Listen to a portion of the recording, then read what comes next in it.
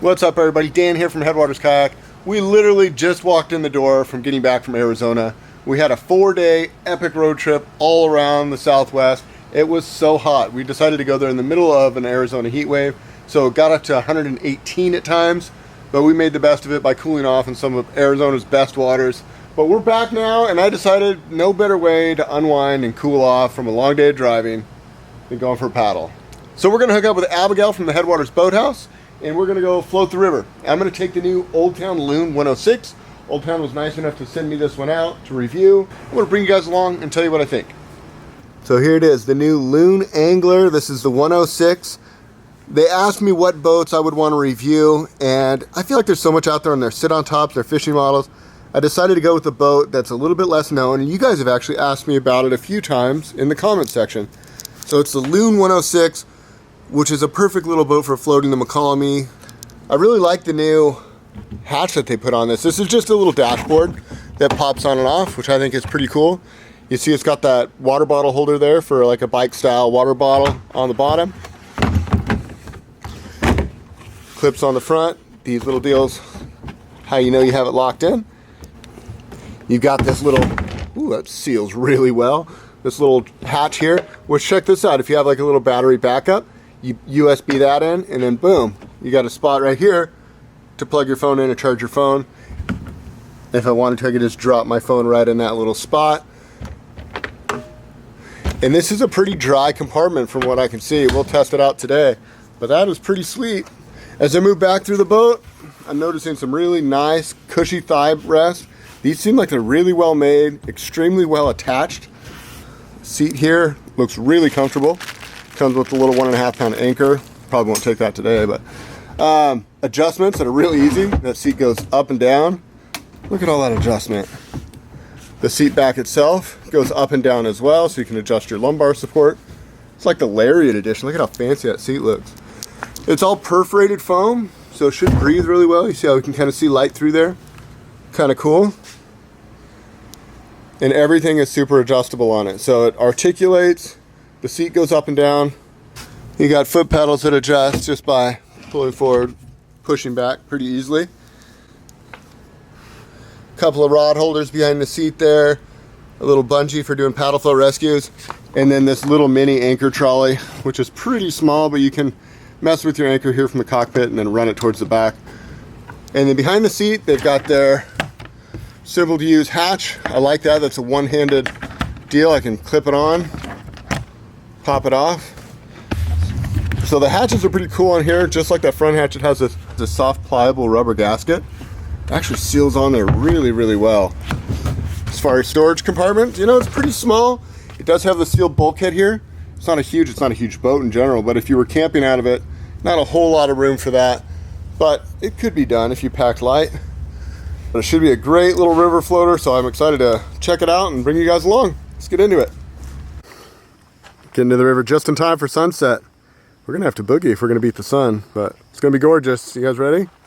Abigail, she runs the boathouse down in Lodi, the Headwaters Boathouse. Right? Yeah. You do something. I pay you for something. That's me. Seth, how you feeling after, what are you at, 7 days on the road, paddling every day? Good. Amazing. It feels amazing. You got all your wounds all band-aided up? All taped up, ready to go. Yeah, let's see how heavy this thing is. We did it. But she's like, Oh, it's not bad. You can one-hand it. We're going to have to boogie. It got late. Always chasing the sun on this channel, aren't we? Got my camera in the dry hatch here, checking out this angle. Hopefully that works for you guys. First off, I'll say it feels really, really stable. I almost want it to be like a little tighter on me. I'm going to mess with the seat here. I'm learning as you go. That drops the seat pan down. Then to raise, you simply just pick up on the seat and adjust the angle of your pan. I really like that. That's cool. So this is my home waters, you guys. This is where I grew up paddling. Spent every summer out here floating since, I don't know, I was little. Early teens, probably. hey, where's that fish polo? It's right here. You guys ready?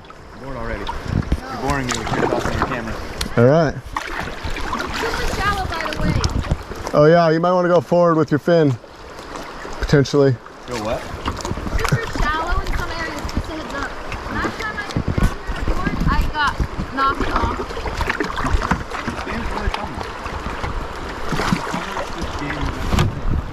If you catch it, it's a point. Catch it at the point.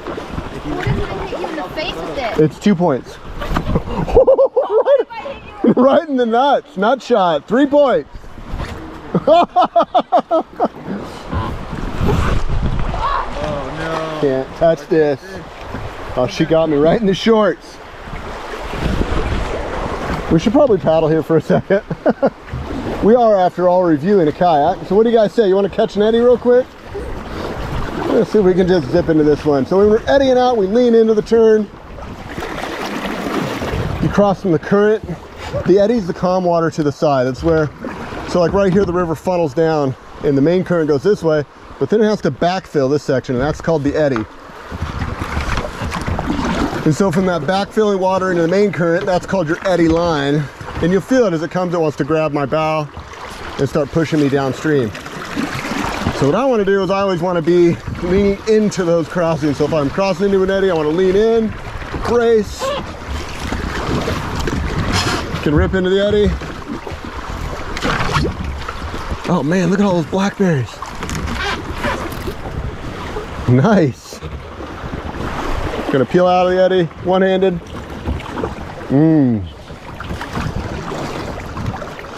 Not bad.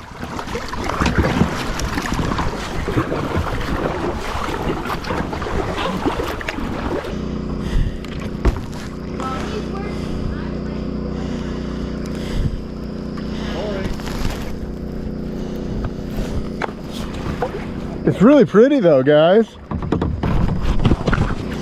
Sorry, I had to get a little shot from my Instagram story. They're real, who knows?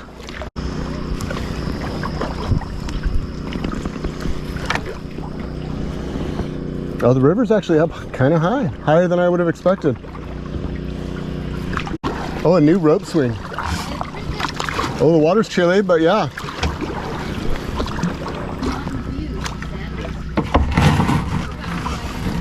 Well, I'm looking for a paddle holder. Huh, there's no paddle holder. I guess I could do this with it. That works. I would expect there to be some sort of little paddle clip, but...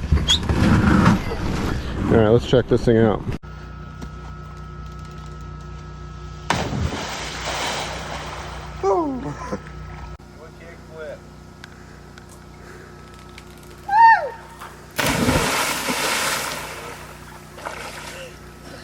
Nice.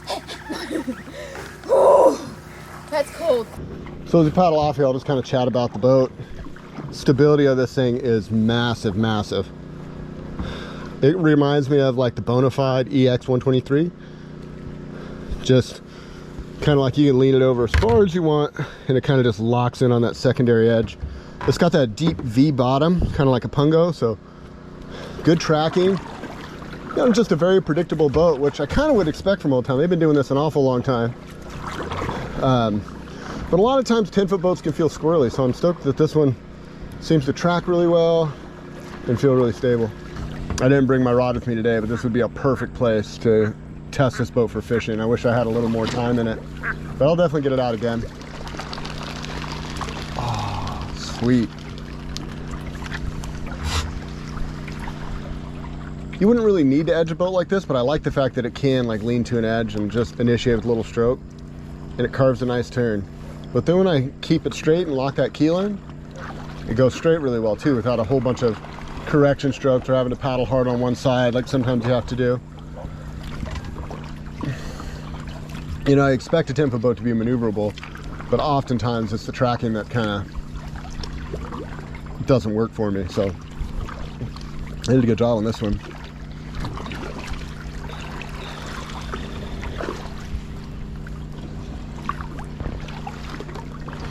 I also like this little cup holder. That's smart. I wish I had my water bottle.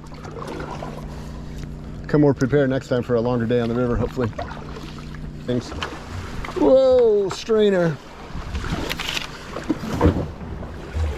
You know, we should talk about that. That's something that happens a lot on the river. I was playing and ended up catching a bad line, but what you saw there was a tree like these that hang all the way down into the water. And we call it a strainer because water goes through, but humans and kayaks typically don't. So you want to try to avoid areas like this. On that particular one, I mean, it's slow enough water. I've got enough paddling skills to get myself out of harm's way.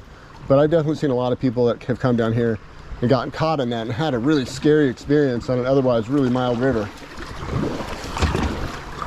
See if we can cross this eddy line and just... That was better. That was a little better. Lean that one all the way till water came over the rail. This would be a fun little boat to fish the river on. You got all this room in front of you.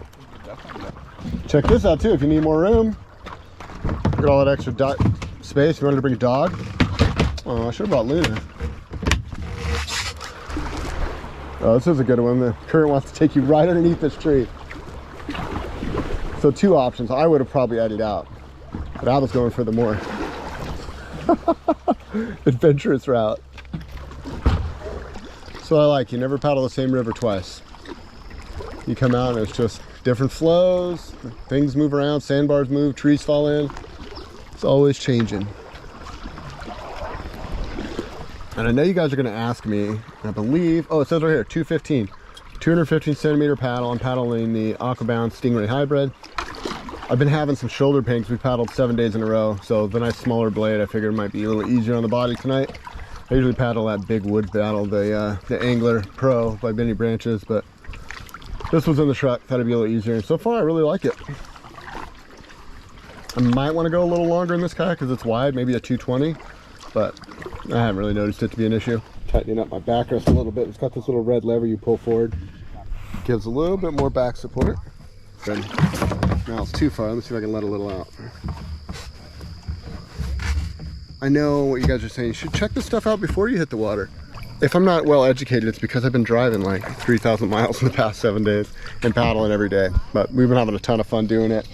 I travel for work, so that's part of the deal. Now I'm on the road distributing kayaks, selling kayaks to all sorts of dealers, kind of on a wholesale front. So that's why the channel's kind of changed, and Seth's just been joining me on a few of my work trips, which has been super helpful to have, you know, a nice camera, extra set of hands. But I'm going to start mixing more of these blog style reviews into just adventures when I'm by myself. Seth got me a nicer camera, better audio, trying to really step it up for you guys. Anyway, we hope you enjoy this sort of thing. I'm going to spend a little bit more time in the Loon 126 Angler. I'm sorry, the 106. The 106 Angler. You guys have been asking about the longer one. And who knows, maybe if you guys watch this, give it the thumbs up, give me a comment, and Oldtown sees that, maybe they'll send me the longer one too, because it is definitely a cozy boat. We're going to do a top recreational sit inside shootout for 2022, and I'll definitely include this one because I think it's really nice, really well built, robust. I also have the Sorrento 126 or 120 to test out, so that'll be coming up shortly. Anyways, thanks so much for hanging out. We're losing light. I'm going to enjoy the rest of this paddle with my friends. So this is Dan signing off. Until next time, happy paddling.